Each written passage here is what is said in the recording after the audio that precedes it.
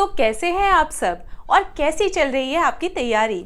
I hope अच्छी ही चल रही होगी और आपको कहीं ना कहीं इंग्लिश लर्निंग प्रोसेस के ऊपर ट्रस्ट ज़रूर आया होगा। तो जैसे कि आप सबको पता है कि हमने अपनी फर्स्ट वीक की तैयारी के ऊपर एक कॉम्प्रिहेंसिव वीडियो अपलोड करी हुई है। अब हम आ गए हैं अपने सेकेंड वीक की तरफ। उम्मीद है आप इस वीक के लिए रेडी हैं। तो इसी जोश को बरकरार रखते हुए आगे बढ़ते हैं। एक बार आपको फिर से थैंक यू बोलती हूँ फाइनली इस वीडियो को इतना प्यार देने के लिए और इस चैनल को इतना सपोर्ट करने के लिए। आई होप मैं आप सबको ऐसा कंटेंट प्रोवाइड कर पाऊँ जो आपकी इंग्लिश स्पीकिंग जर्नी में आपको और भी एक्साइटिंग और भी प्रोग्रेसिव बना दे। चलिए शुरू करते हैं अपनी सेकेंड वीक की तैयारी को।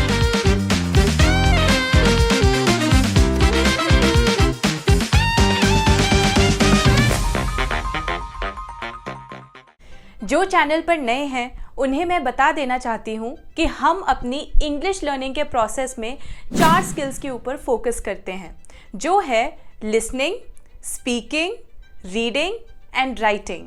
इन सारी स्किल्स की टाइम ड्यूरेशन क्या होती है वो आपको अभी पता चल जाएगा।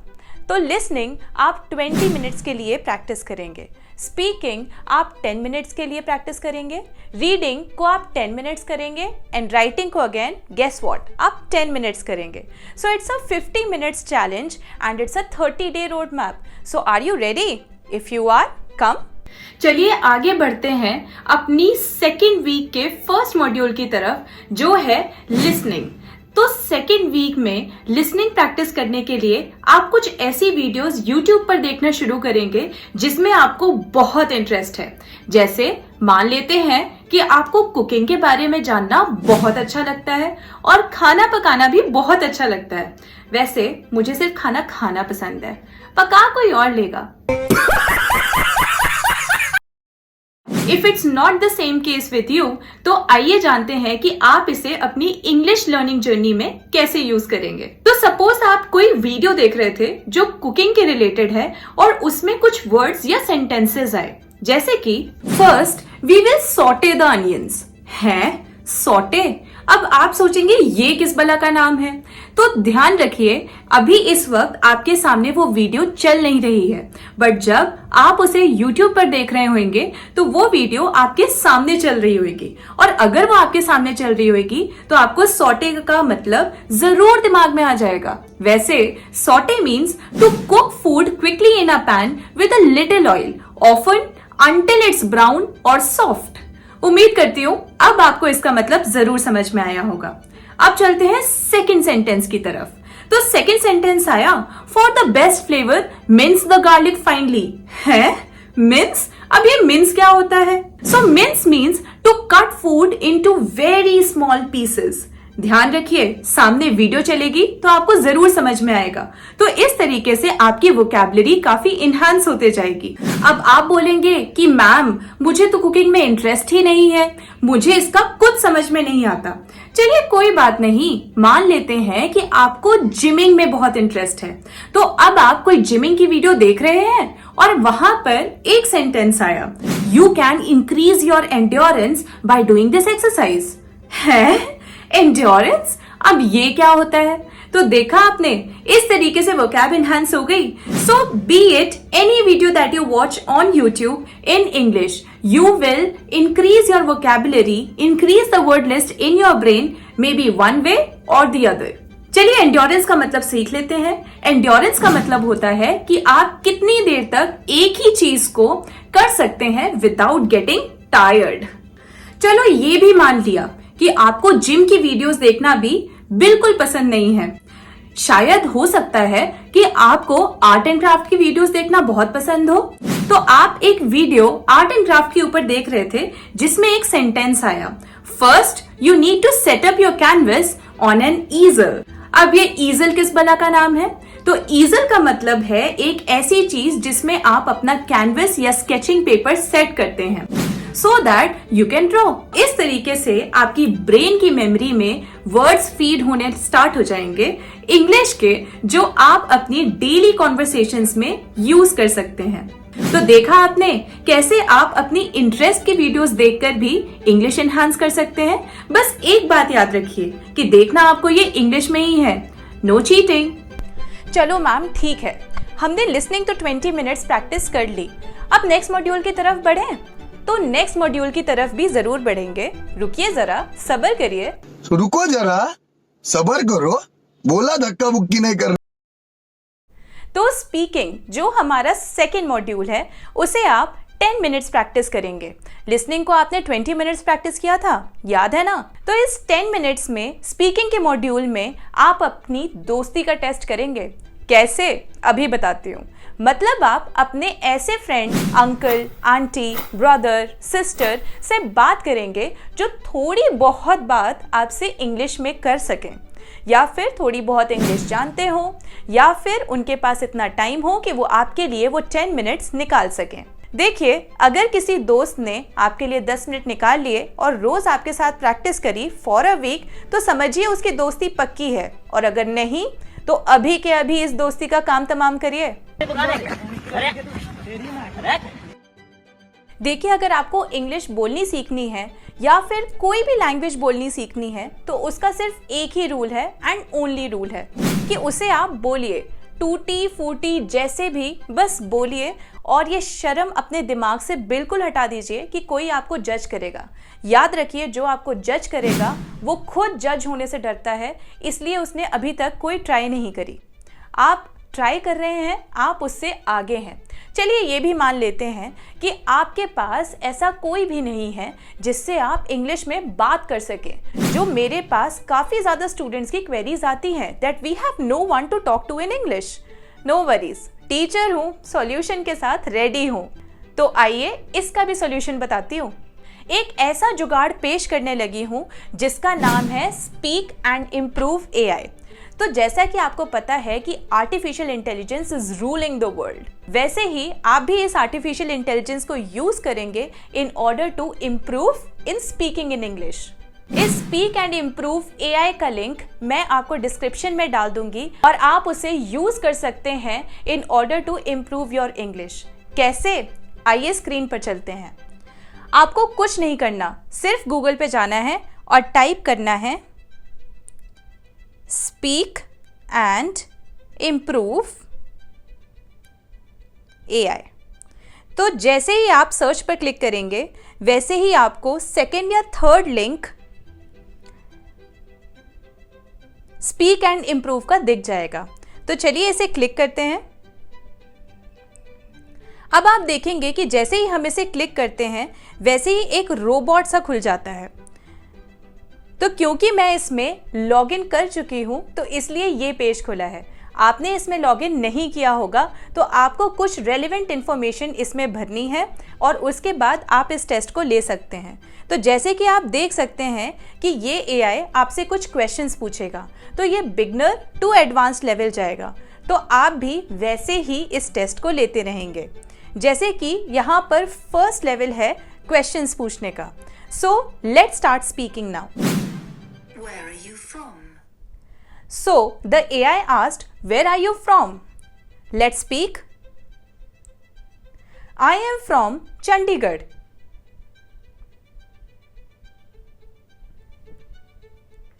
I am from Chandigarh. तो देखा आपने, मैं अपने आंसर्स को सुन भी सकती हूँ।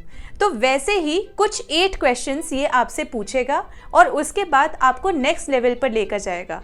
देखिए, आपको ऐसा ज़रूर लग रहा होगा कि ये बहुत ही बिगनर लेवल है, बट इसके बाद धीरे धीरे करके एडवांस लेवल भी आएंगे और आप इसके साथ अपनी स्पीकिंग जर्नी को स्टार्ट कर सकते हैं। तो यहाँ पर हमारा स्पीकिंग मॉड्यूल ख़त्म होता है। आगे बढ़ते हैं अपने थर्ड मॉड्यूल की तरफ जो है रीडिंग।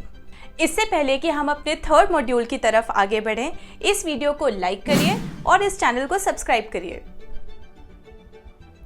किया नहीं अभी तक? अरे कर दो यार, सब कुछ फ्री है। चलिए आगे बढ़ते हैं हमारे थर्ड मॉड्यूल की तरफ जो है रीडिंग। जैसा कि मैंने आपको हमेशा बोला है कि आप अपने आप को इस प्रोसेस में मज़ा दिलवाना सीखिए। इतना मज़ा दिलवाइए कि आपको इस खेल में बने रहने में बहुत ही आसानी हो। इसी बात पर एक बात बताइए, मूवीज़ किसको देखना पसंद है? खैर, मुझे यकीन है कि बहुत सारे ऐसे लोग होंगे जिन्हें मूवीज़ देखना बहुत ज़्यादा पसंद होगा। तो चलिए आज आपको एक ऐसी ही मूवी की समरी पढ़वाती हूँ। तो जिन्होंने हाँ बोला है, चलिए एक बात बताइए, क्या आप जान पाएंगे कि ये कौन सी मूवी है? अगर हाँ तो मैं मान लूंगी, और अगर नहीं तो मैं नहीं मानती कि आपको मूवीज देखना पसंद है। So let's read together. At a top engineering college, 3 friends, Rancho, Farhan and Raju, stand out from the crowd. Rancho, who thinks differently, urges his friends to chase their dreams, not just follow rules. Farhan wants to be a wildlife photographer, but is stuck doing engineering because of his dad, while Raju struggles with money and family issues. Their time together is full of fun, friendship, and important lessons. They set out to find out what happened to Rancho when he suddenly vanished. Through funny pranks, touching moments, and tough times, they learn that success isn't about grades but about following your heart and making a real impact. The story mixes laughter, emotion, and a fresh take on education. अगर आपको अब तक पता लग गया है कि मैं किस मूवी की बात कर रही हूँ तो कमेंट करके बताइए कि इसका टाइटल क्या है। चलिए आपको एक और होमवर्क देती हूँ। इस पूरे रीडिंग प्रोसेस में एक वर्ड आया था, वैनिश। तो आपको पता है वैनिश का क्या मतलब होता है? अगर हाँ तो गुड, कमेंट कर बताइए और सबको पता लगने दीजिए। तो देखा आप सबने कैसे मूवीज़ जो कि आपके मूड को लाइटन अप करती हैं, उन्हें आप यूज़ कर सकते हैं अपनी इंग्लिश लर्निंग प्रोसेस में आगे बढ़ने के लिए और इस जर्नी को और भी मज़ेदार बनाने के लिए। तो ये छोटे छोटे एफर्ट्स आपको अपने गोल के और भी ज़्यादा करीब लेकर जाएंगे। चलिए ऐसे ही जो भी स्टोरीज़ या मूवीज़ आपको पसंद हैं, जो एवरग्रीन मूवीज़ हैं, उन्हें आप गूगल पे सर्च करिए और उनकी स्टोरीज़ को टाइप करके फाइनली उनके बारे में पढ़ना शुरू करिए।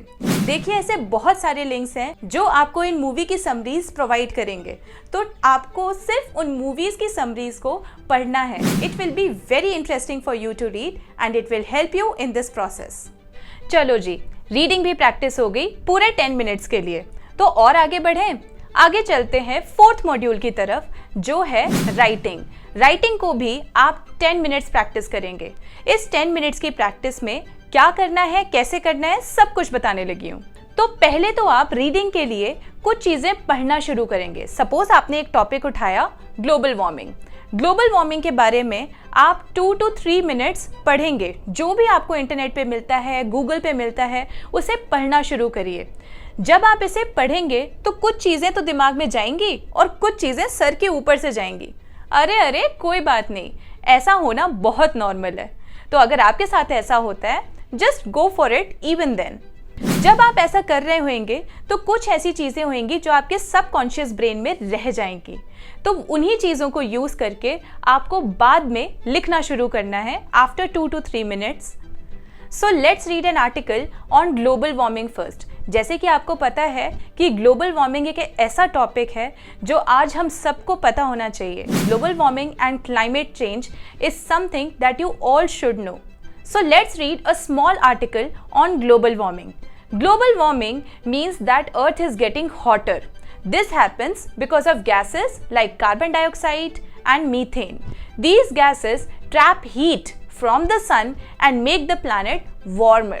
तो जैसे कि आप सबने देखा होगा कि यहाँ पर कुछ ऐसे कीवर्ड्स थे जो मेरे दिमाग में रह गए और कुछ ऐसे कीवर्ड्स थे जो आपको भी याद नहीं है। तो हमें सिर्फ उन कीवर्ड्स के ऊपर काम करना है जो हमारे दिमाग में हैं और जिनके बारे में आप सोच पा रहे हैं या जिसके बारे में आपको पता है। For instance, global warming is not something new to you, it is something known to you. So you must know something about global warming and start to write, and you can also use the information that was there in the article. तो आइए हम global warming के ऊपर लिखना शुरू करते हैं। तो जैसे कि आपको पता है कि हमारा टॉपिक था global warming.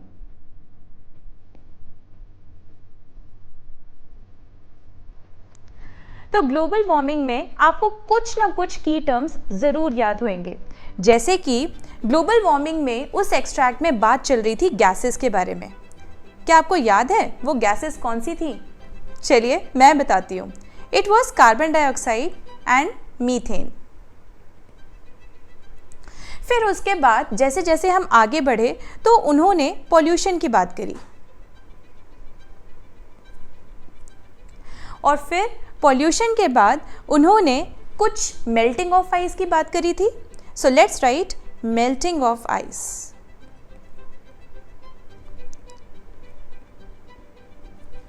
Then after that जैसे जैसे वो पैराग्राफ आगे बढ़ा तो उन्होंने टेम्परेचर के बढ़ने की बात करी थी। So let's write down temperature increasing. Then after that उन्होंने कुछ इम्पैक्ट ऑन एनिमल्स की बात करी थी। So let's write down impact on animals. क्या आपको याद है जब हम पढ़ रहे थे तो उन्होंने कुछ 3 R's की बारे में बात किया था। That was reduce, reuse and recycle. So let's write down reduce, reuse and recycle. फिर जैसे जैसे हम आगे बढ़े वैसे उन्होंने कुछ फैक्ट्रीज, इंडस्ट्रीज की बात करी, और उसके बाद उन्होंने importance of saving our planet की बात करी। So let's write down those key points also. So they talked about factories, industries, and in the end they talked about importance of saving our planet.